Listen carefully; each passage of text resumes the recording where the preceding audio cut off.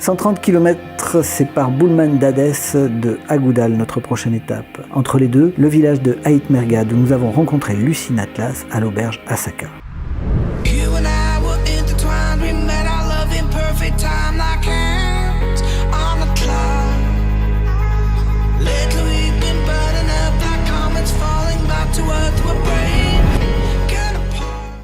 Nous sommes sur une nouvelle étape de notre trajet. Après les gorges de Dadès, nous avions prévu de faire à peu près 150 km hier. Nous n'avons fait que la moitié, c'est-à-dire 70. Et on s'est retrouvé dans un petit village qui s'appelle Ait Mergad, où on est à une des extrémités de ce village. Et là, on a suivi les panneaux où il y avait marqué auberge Asaka. Et on s'est dit, c'est peut-être là qu'il faut aller pour passer la nuit. Et donc, on s'est dirigé à travers les routes, mais aussi à travers les chemins qui nous ont menés jusqu'ici. Voilà, on n'y arrive pas par hasard, c'est un endroit qui nous a appelés. On est arrivé ici et on a été accueillis par Lucine. Lucine qui est guide de l'Atlas et qui a conçu avec son ami cette auberge. Et vous allez voir, c'est un lieu assez particulier.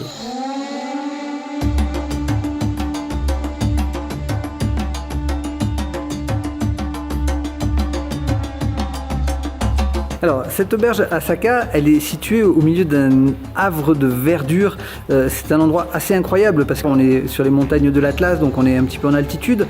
Et on a suivi depuis les gorges de Dadès tout un oasis comme ça qui serpente, qui remonte le long de cet Atlas.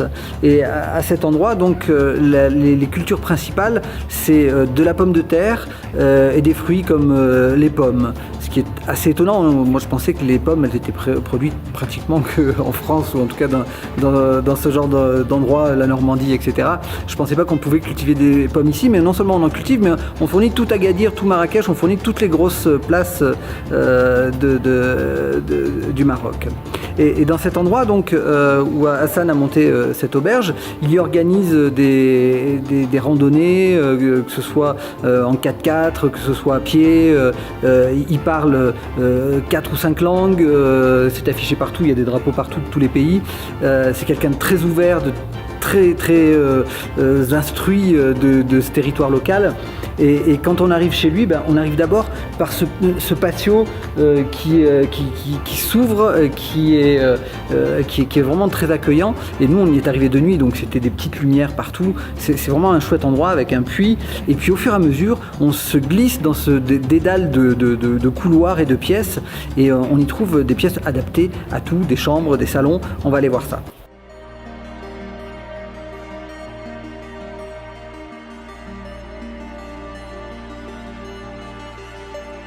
Tout s'articule ici autour d'une fontaine, comme dans tout bon riad qui se respecte. Il y a 2 salons, 2 grands salons, un ici pour boire le thé ou venir manger, un autre pour l'hiver, parce qu'on est un petit peu en altitude, ici il neige l'hiver, hein. Donc il y en a un d'hiver avec une cheminée dans lequel il fait bon se réchauffer. La cheminée en hiver, c'est important. Et puis il y a au total 6 chambres qui peuvent accueillir 35 à 40 couchages suivant les configurations. Dans la plupart, il y a des douches avec de l'eau chaude et puis il y a également des dortoirs sur lesquels on va pouvoir faire rentrer des groupes.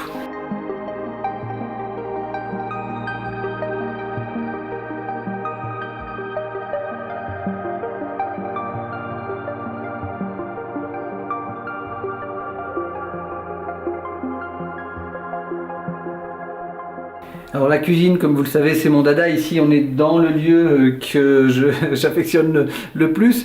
Et au Maroc, contrairement à chez nous en France, on ne mange pas aux heures de repas, on mange quand on a faim. Alors hier soir, quand on est arrivé, Lucine nous a emmené faire un tour à la fête du village. C'était la fête de la fin de l'Aïd.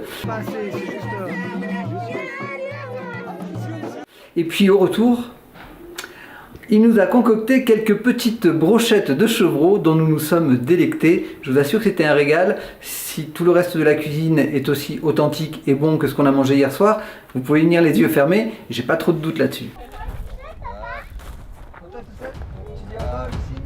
Nous sommes un peu tristes de quitter Lucine et son auberge. Il nous offre quelques pommes pour le trajet, un trajet qui nous réserve bien des surprises.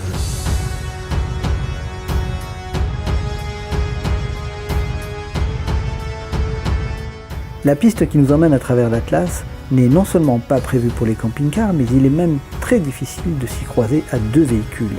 Pourtant, plus nous prenons de l'altitude et plus nous sommes enchantés par ces décors absolument fantastiques.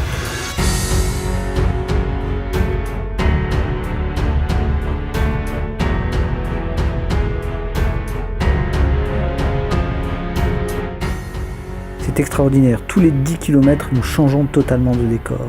Je peux vous assurer qu'aucun camping-car de cette taille ne s'est jamais aventuré sur ces routes.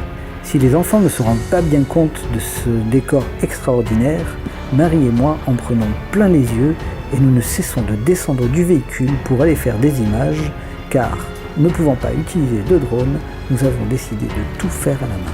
Ce qui est extraordinaire au Maroc, c'est que partout où vous allez, vous êtes susceptible de croiser des gens sortis d'on ne sait où, même au fin fond de nulle part. Comme cette bergère que nous avons croisée avec son bébé, en plein milieu d'un désert où il n'y avait rien d'autre qu'elle et ses moutons. Quand on voit le nombre de kilomètres parcourus, allongés des ravins, des précipices, avec des virages à 90 degrés dans des conditions impossibles, avec des montées dans les pierres, des descentes dans le sable, nous avons fini par accrocher un pare-choc, ce qui finalement est un moindre mal compte tenu de ce parcours plutôt atypique. Les paysages, tout comme le climat, changent à peu près tous les 10 km et la seule chose que nous croisons sur la route, ce sont quelques 4x4 et des hommes à dos d'âne. Nous avons eu beaucoup de chance avec la météo car si nous avons fait les 3/4 de la route sous le soleil, en arrivant à Agoudal, les orages se sont montrés menaçants. On ne s'attendait pas à ça. Ce qui m'inquiète, c'est le ciel. On a un beau ciel noir. On arrive dans une vallée où c'est un décor de folie. J'aurais jamais cru qu'on passerait par là. Agoudal est situé à 2300 mètres d'altitude, ce qui en fait le village habité le plus haut de tout le Maroc. Sortis des pistes juste à temps et sous l'orage, nous y sommes arrêtés pour faire une dernière halte dans une auberge où nous en avons profité pour manger un dernier tagine.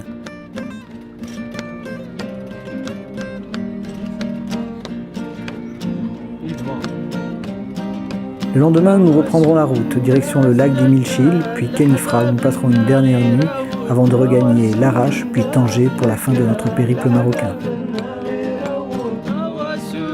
Merci à tous les gens que nous avons rencontrés, merci à vous de nous suivre sur notre chaîne YouTube, merci à tous ceux qui ont participé à ce voyage.